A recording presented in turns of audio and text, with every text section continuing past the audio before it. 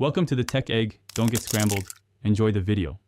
You start by preparing the game environment.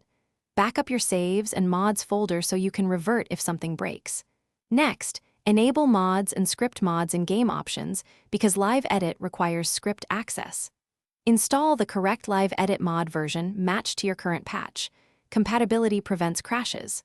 Once done, clear Sims 4 caches and verify the mod is in the mods folder. This reduces conflict chances and makes the next step straightforward and safer. You install the Live Edit package by placing it directly into the mods folder, avoiding nested folders so the game recognizes the script. Then open the game and configure the mod options, either through an in-game menu or by editing the provided config file to set object access levels and hotkeys. Restart the game twice to let scripts initialize cleanly. This is essential because scripts load on launch. After restarting, test on a fresh lot to confirm the mod is active before edit. You now perform edits.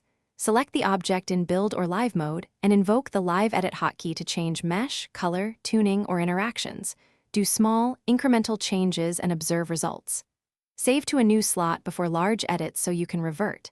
If the object behaves oddly, make sure custom content dependencies are present and compatible.